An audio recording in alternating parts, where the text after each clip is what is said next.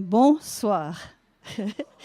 Ça veut dire je vous souhaite une bonne soirée. C'est ça en fait que ça veut dire. C'est vrai qu'on utilise tous les jours des formules de politesse, bonjour, bonsoir, bon appétit. Puis à l'heure de l'apéro, santé. Ça c'est bien valaisan aussi. Voilà. Alors, simple formule de politesse, ou bien est-ce qu'on pense vraiment à ce qu'on dit quand on souhaite, quand on dit bonjour à quelqu'un, est-ce qu'on souhaite vraiment une bonne journée pour la personne? Ça peut prendre une forme de vœu lorsque, par exemple, on souhaitera un bon voyage, un bon rétablissement, une bonne année. Voilà, c'est des formules qu'on dit facilement. Ça peut être juste une formule de politesse, mais certainement aussi, c'est un vœu qu'on formule. Et dans la parole de Dieu, on trouve aussi des formules. Alors, formule de politesse, salutation, vœu ou bénédiction. Ça peut être un peu tout ça. Par exemple, l'apôtre Paul, au début de ses épîtres, au début de chacune de ses épîtres, en fait, il commence par dire à ses destinataires que la grâce et la paix vous soient données de la part de Dieu notre Père et du Seigneur Jésus-Christ. Il commence toutes ses épîtres par ça. Et Pierre et Jude, dans leurs épîtres, ils écrivent que la grâce et la paix vous soient multipliées. Et je pense qu'en écrivant cela, c'était plus qu'une simple formule, plus qu'une simple salutation. C'était vraiment une bénédiction que ces auteurs souhaitaient à leurs destinataires. Et dans l'Ancien Testament, on trouve également des bénédictions qui sont formulées à des personnes. Et il y a de nombreuses exhortations, par exemple, à bénir Dieu. Mais il y a aussi des exhortations à bénir autrui. Alors, si la parole de Dieu nous le dit, eh bien, c'est que c'est important. C'est plus qu'une simple formule. Et je crois que c'est important qu'on comprenne vraiment les enjeux qu'il y a là derrière. Est-ce que c'est vraiment important et pourquoi? Et qu'est-ce que ça veut dire bénir et comment le faire? Et c'est de ça que je vais parler ce soir. Je vais lire un premier texte dans Nombre 6, les versets 22 à 27. L'Éternel parla à Moïse et dit, « Parle à Aaron et à ses fils et dis, vous bénirez ainsi les enfants d'Israël, vous leur direz, que l'Éternel te bénisse et qu'il te garde, que l'Éternel fasse luire sa face sur toi et qu'il t'accorde sa grâce, que l'Éternel tourne sa face vers toi et qu'il te donne la paix. C'est ainsi qu'ils mettront mon nom sur les enfants d'Israël et je les bénirai. » Donc on voit que c'est Dieu qui ordonne par l'intermédiaire de Moïse, à Aaron et à ses fils, c'est-à-dire aux sacrificateurs, à ceux qui officiaient dans le tabernacle, eh bien Dieu leur ordonne de bénir le peuple d'Israël. Et il leur dit même de quelle manière ils doivent le faire. Que l'Éternel te bénisse, qu'il te garde, donc invoquer la protection de Dieu, que l'Éternel fasse luire sa face sur toi ou qu'il tourne sa face vers toi, donc c'est appeler la faveur de Dieu sur le peuple, que l'Éternel t'accorde sa grâce, qu'il te donne la paix. Donc voilà, toutes ces bénédictions qui étaient prononcées sur les enfants d'Israël. Et Dieu promet d'honorer cela. Il dit, c'est ainsi qu'ils mettront mon nom sur les enfants d'Israël et je les bénirai. Donc lorsqu'on bénit quelqu'un, on met le nom du Seigneur, ce nom qui est le plus haut, comme on l'a chanté avant, eh bien on met notre nom sur la personne et Dieu va bénir cette personne. Donc on voit que c'est quand même pas quelque chose d'anodin. Je vais lire aussi le psaume 134. Il y aura pas mal de textes là ce soir que je vais vous lire. Alors, psaume 134, c'est le dernier des psaumes des montées ou des degrés. C'est-à-dire que les Juifs, quand ils allaient au temple, eh bien, ils s'arrêtaient à chaque marche et ils proclamaient un psaume. Et le psaume 134, qui est très court, c'est le dernier des psaumes des degrés. Et c'est quand ils arrivaient au temple, tout en haut des marches, qu'ils proclamaient ce psaume. Cantique des degrés. « Voici, bénissez l'Éternel, vous tous, serviteurs de l'Éternel, qui vous tenez dans la maison de l'Éternel pendant les nuits. Élevez vos mains vers le sanctuaire et bénissez l'Éternel. Que l'Éternel te bénisse de Sion, lui qui a fait les cieux et la terre. Donc là, on voit que c'est un appel à bénir Dieu, mais aussi à bénir autrui. Que l'Éternel te bénisse.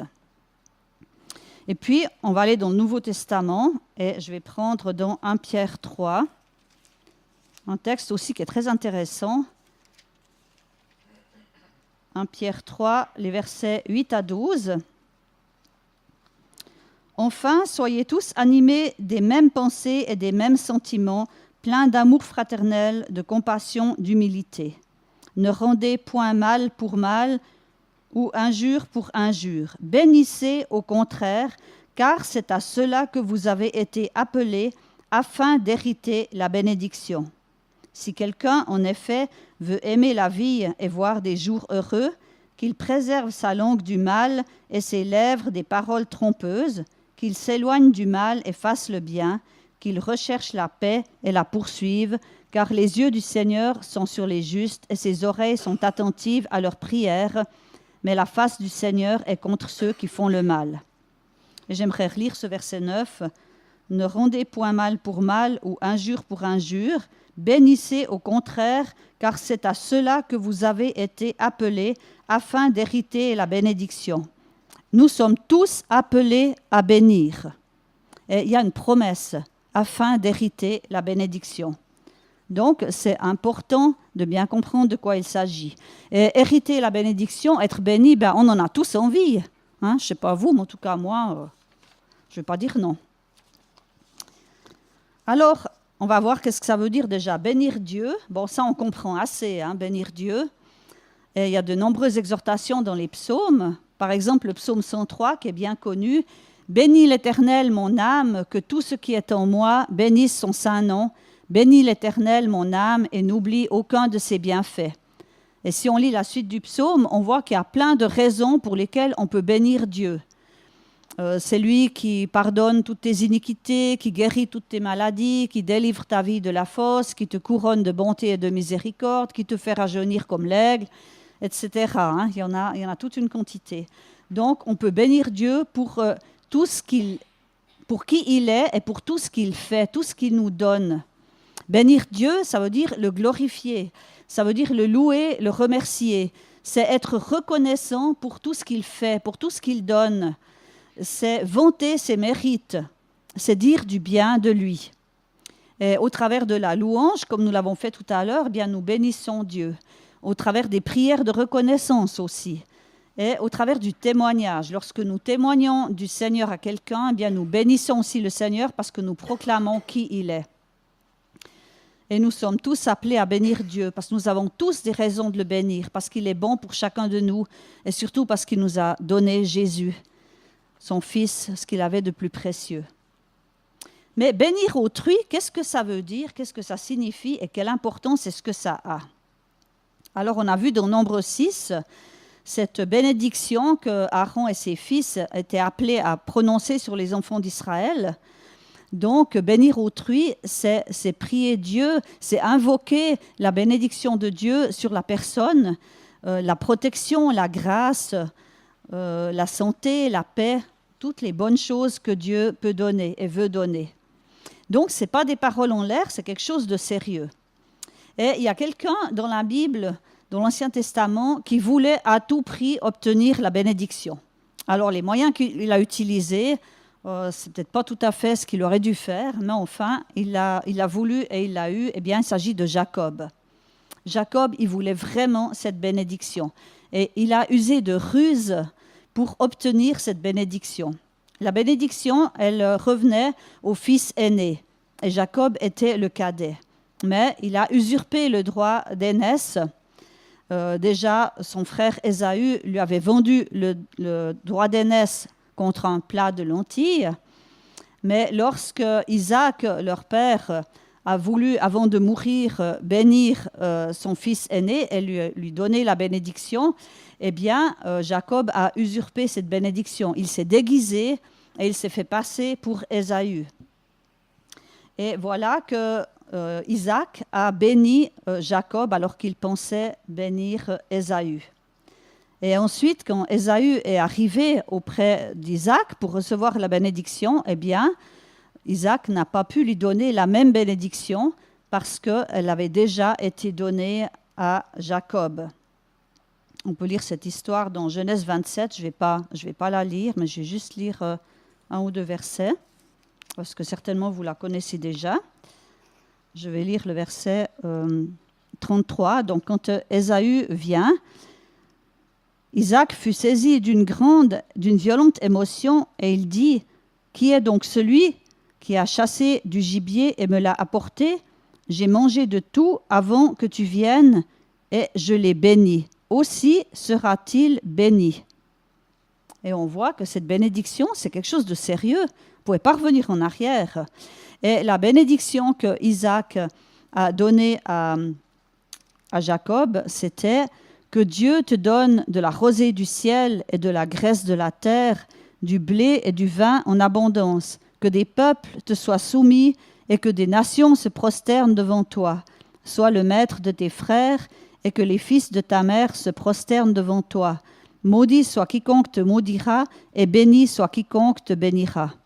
Donc c'est une bénédiction qui consistait en prospérité, les biens de la terre, une abondance de récoltes, la victoire sur les ennemis, que des peuples te soient soumis, la domination, la plus haute place, soit le maître de tes frères, et que cette bénédiction, elle allait s'étendre à ceux qui allaient bénir Jacob. Alors, bien sûr qu'Ésaü, il n'était pas très content, il a voulu se venger, il a voulu tuer Jacob, et Jacob a dû s'enfuir. Et il est resté longtemps loin de sa famille, loin de son père et de ses parents et de son frère. Et plus tard, eh bien, Dieu lui a dit « Retourne dans ton pays ». Et il a vu aussi que c'était le moment de rentrer. Mais il avait peur de faire face à Ésaü parce qu'il ne savait pas, malgré toutes ces années qui s'étaient passées, il ne savait pas si Ésaü lui avait pardonné ou s'il lui en voulait toujours.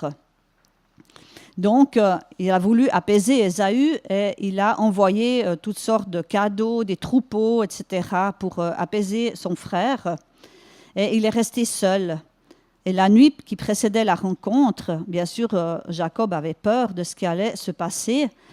Et voilà que l'ange de l'Éternel est venu se battre avec lui et lui a déboîté la hanche. Et ensuite, cet ange de l'Éternel a fait mine de partir, mais Jacob l'a retenu en lui disant « Je ne te laisserai pas partir avant que tu m'aies béni ». Donc, c'était important qu'il reçoive cette bénédiction.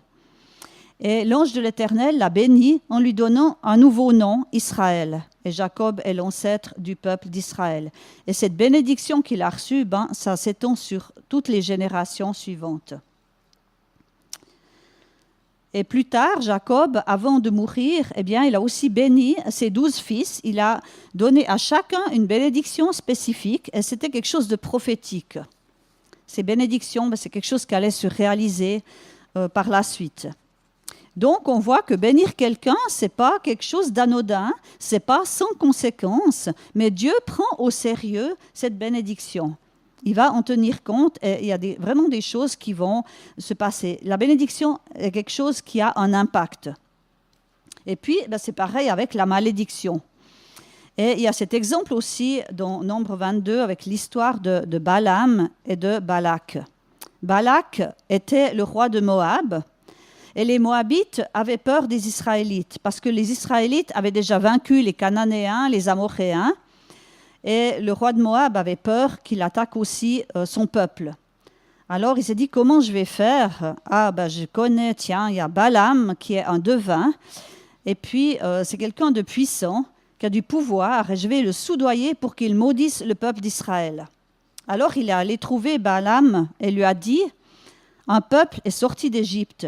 Il couvre la surface du pays et il s'est installé vis-à-vis de moi. Donc, il s'agit bien sûr du peuple d'Israël. Viens donc maudire ce peuple pour moi, car il est plus puissant que moi. Peut-être ainsi pourrais-je le battre et le chasser du pays, car je le sais, celui que tu bénis est béni, et celui que tu maudis est maudit. C'est quand même intéressant, hein? Balaam, ce n'était pas un prophète de Dieu, c'était un devin. Mais sa bénédiction ou sa malédiction avait un impact, vraiment. Et Balaam n'a pas pu maudire le peuple d'Israël. Pourquoi? Parce que Dieu l'a empêché. Parce que le peuple d'Israël est un peuple béni par Dieu. Donc, il a été obligé de bénir le peuple d'Israël. Alors, voilà, on a vu que la bénédiction, c'est quelque chose d'important, qui a un impact, ce n'est pas quelque chose d'anodin. Et on peut se demander, pourquoi bénir? Alors, il y a plusieurs raisons. Tout d'abord, pour le bien d'autrui. Donc, on sait que la bénédiction, ça a un impact. Donc, c'est vrai que si on veut que nos proches soient bien, qu'ils soient heureux, que la bénédiction leur soit accordée, c'est important de les bénir. On verra tout à l'heure comment on peut le faire. Et une deuxième raison, c'est parce que Dieu lui-même bénit. Dès le début de la création, Dieu a béni tout ce qu'il avait fait. Il a béni la création en vue de la multiplication de la vie. On peut lire dans Genèse 1, versets 21 à 22, « Dieu créa les grands poissons et tous les animaux vivants qui se meuvent et que les eaux produisirent en abondance selon leur espèce. Il créa aussi tout oiseau ailé selon son espèce. Dieu vit que cela était bon. Dieu les bénit en disant « Soyez féconds, multipliez et remplissez les eaux des mers, et que les oiseaux se multiplient sur la terre. » Donc cette bénédiction, c'était pour multiplier la vie. C'était pour que ces animaux, ces poissons, ces oiseaux, etc., soient féconds et multiplient et remplissent la terre. Et pour l'homme et la femme, c'est la même chose. Au verset 27-28, Dieu créa l'homme à son image, il le créa à l'image de Dieu, il créa l'homme et la femme.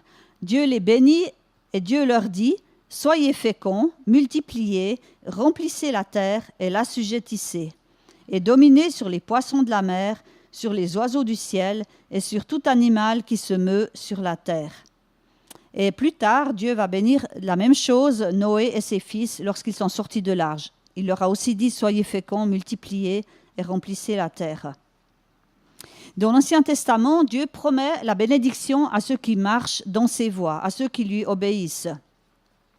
Il a promis la bénédiction à Abraham. Il a dit à Abraham, quitte ton pays, ta famille, la maison de ton père et va vers le pays que je te montrerai. Je te bénirai et tu seras une source de bénédiction. Et toutes les nations de la terre seront bénies en toi. Et dans Deutéronome 28, on peut voir aussi la bénédiction qui est sur le peuple d'Israël s'il suit les commandements de Dieu. Et malheureusement aussi la malédiction s'il désobéit à Dieu. Et dans le psaume 128, celui qui craint l'Éternel, eh bien, il est béni et sa maison est bénie aussi. Et la bénédiction dans l'Ancien Testament, ça consistait en prospérité, en bonheur, en victoire, en santé, et ça s'étendait aussi aux générations suivantes. Et dans le Nouveau Testament, c'est un peu différent. La bénédiction, c'est surtout quelque chose de spirituel. Et j'aimerais lire dans Éphésiens 1. Éphésiens 1, à partir du verset 3, je lirai pas tout, je lirai déjà le verset 3. « Béni soit Dieu, le Père de notre Seigneur Jésus-Christ, qui nous a bénis de toutes sortes de bénédictions spirituelles dans les lieux célestes en Christ. » Donc, on commence par bénir Dieu, et Dieu nous a bénis en Christ de toutes sortes de bénédictions spirituelles. Et ces bénédictions, eh bien, elles sont détaillées dans les versets suivants. Verset 4, « En lui, Dieu nous a élus avant la fondation du monde. » Nous sommes élus, nous sommes choisis par Dieu. Verset 5, « Nous ayons prédestinés dans son amour à être ses enfants d'adoption par Jésus-Christ. » Nous sommes adoptés. Ensuite, le verset 7, « En lui, nous avons la rédemption par son sang. » Le rachat, nous sommes rachetés. La rémission des péchés, le pardon. Selon la richesse de sa grâce, que Dieu a répandu abondamment sur nous par toute espèce de sagesse et d'intelligence, nous faisons connaître le mystère de sa volonté. Il y a la révélation. Dieu nous a fait connaître. Dieu, il s'est fait connaître à nous. Il nous a fait connaître sa volonté. Et ensuite, verset 11, « En lui, nous sommes aussi devenus héritiers. » Cet héritage céleste qui nous attend dans le ciel.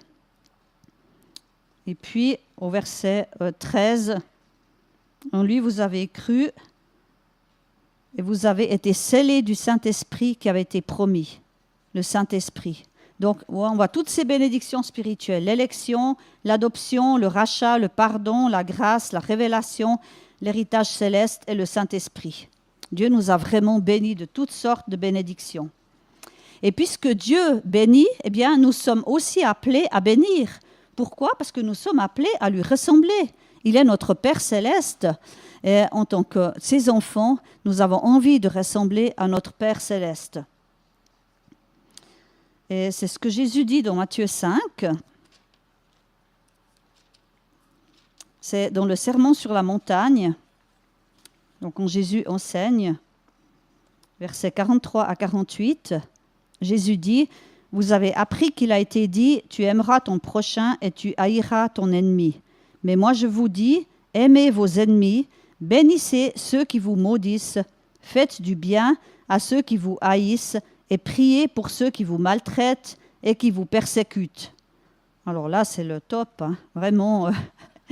Voilà, c'est vraiment ce qu'on peut faire de mieux, hein, vraiment. Pourquoi? Afin que vous soyez fils de votre Père qui est dans les cieux. Car il fait lever son soleil sur les méchants et sur les bons, et il fait pleuvoir sur les justes et sur les injustes. Dieu est bon envers tous, et Dieu bénit tous, il donne le soleil et la pluie à tout le monde. Donc, nous aussi, nous sommes appelés à bénir et à prier et à faire du bien à tous. Si vous aimez ceux qui vous aiment, quelle récompense méritez-vous? Les publicains aussi, n'agissent-ils pas de même? Et si vous saluez seulement vos frères, que faites-vous d'extraordinaire? Les païens aussi, n'agissent-ils pas de même? Soyez donc parfaits, comme votre Père céleste est parfait. Donc si nous voulons ressembler à Dieu, ben voilà, nous savons ce qu'il nous reste à faire. Et puis, Paul va reprendre une même pensée dans Romains 12.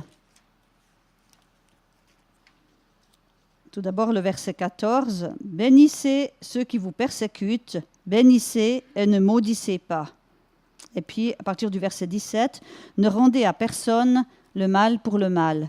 Recherchez ce qui est bien devant tous les hommes. S'il est possible, autant que cela dépend de vous, soyez en paix avec tous les hommes. Ne vous vengez point vous-même, bien-aimés, mais laissez agir la colère, car il est écrit « À moi la vengeance, à moi la rétribution, dit le Seigneur. Mais si ton ennemi a faim, donne-lui à manger. S'il a soif, donne-lui à boire. » C'est une façon de bénir aussi. « Car en agissant ainsi, ce sont des charbons ardents que tu amasseras sur sa tête. Ne te laisse pas vaincre par le mal, mais surmonte le mal par le bien. » Et puis dans 1 Pierre 3,9, on l'a lu avant, nous sommes tous appelés à bénir afin d'hériter la bénédiction. Donc si on veut être béni, eh bien, nous pouvons bénir, nous devons bénir pour commencer. C'est le principe de la semence et de la récolte. Nous récoltons ce que nous semons. Si nous semons la bénédiction, nous allons récolter la bénédiction. Alors concrètement, comment on peut bénir? Par des paroles, des prières adressées à Dieu en faveur d'autrui. Donc ça, on a vu, hein, justement, prier pour ceux qui vous maltraitent et vous persécutent. Et on a vu ces exemples, les salutations de Paul ou de Pierre et de Jude, la bénédiction d'Isaac, de Jacob à leur fils. Dans Nombre 6, la bénédiction qu'Aaron et ses fils prononçaient sur le peuple d'Israël. Donc une parole de bénédiction ou une prière pour les autres, c'est une façon de bénir autrui. Et c'est vraiment important. Lorsqu'on demande à Dieu de bénir quelqu'un, c'est pas juste, voilà, on le fait par habitude. Non, c'est vraiment Dieu, il prend au sérieux ça. Et puis on peut bénir aussi par des actes d'amour. Faites du bien à ceux qui vous haïssent. Soyez pleins d'amour, ne rendez pas mal pour mal ou injure pour injure. Recherchez la paix. C'est ces textes qu'on a lus dans 1 Pierre 3 et dans Romains 12 et dans Matthieu 5. Et puis aussi par notre exemple de foi et d'obéissance. Si nous marchons vraiment avec le Seigneur dans la foi et l'obéissance, eh bien, nous sommes une bénédiction pour autrui. C'est ce que Dieu a dit à Abraham. Parce que tu as obéi à ma voix, toutes les nations seront bénies en toi. Et je vais encore juste lire dans Galates 3, versets 6 à 9. Comme Abraham crut à Dieu et que cela lui fut imputé à justice, reconnaissez donc que ce sont ceux qui ont la foi qui sont fils d'Abraham. Donc nous qui avons la foi, nous sommes fils spirituels d'Abraham. Aussi l'Écriture, prévoyant que Dieu justifierait les païens par la foi, a d'avance annoncé cette bonne nouvelle à Abraham. Toutes les nations seront bénies en toi, de sorte que ceux qui croient sont bénis avec Abraham le croyant. Donc, parce qu'Abraham a cru et qu'il a obéi, eh bien, nous qui croyons et qui obéissons à Dieu, nous héritons de la bénédiction qui était sur Abraham. Donc voilà, on voit que la bénédiction, c'est quelque chose d'important et nous sommes vraiment appelés à bénir. Alors, si vous ne savez pas quel est votre appel, eh bien, ça c'est une des réponses, hein, je crois que, et ça nous concerne tous. Voilà. Donc, tu es un enfant de Dieu. Dieu t'a choisi, il t'a appelé, il t'a béni, il t'a sauvé, il t'a pardonné. Et il désire que tu sois le plus possible comme lui, il désire que tu lui ressembles. Et pour cela, il t'appelle à bénir. Tu es appelé à bénir. Et en retour, Dieu te promet sa bénédiction. C'est vraiment quelque chose de merveilleux. Est-ce que tu veux être béni? Est-ce que tu veux répondre à cet appel de bénir autrui? Est-ce que tu veux être une source de bénédiction autour de toi? Pour ta génération, mais pour la génération future aussi, pour les générations futures. Alors bénis. Et je propose juste qu'on termine, je vais terminer par la prière. Seigneur, merci parce que tu es un Dieu riche en bénédictions et c'est vrai que tu nous as bénis, chacun de toutes sortes de bénédictions spirituelles en Jésus-Christ.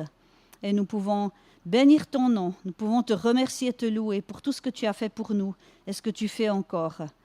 Seigneur, que nous soyons chacun une source de bénédiction pour autrui. Apprends-nous à bénir les autres au lieu de dire du mal ou de faire du mal ou de rendre le mal pour le mal. Ben, Seigneur, aide-nous à bénir, aide-nous à faire le bien, aide-nous à avoir des actes d'amour, des attitudes d'amour envers ceux qui nous entourent. Et merci Seigneur parce que tu promets de nous bénir en retour. Béni sois-tu.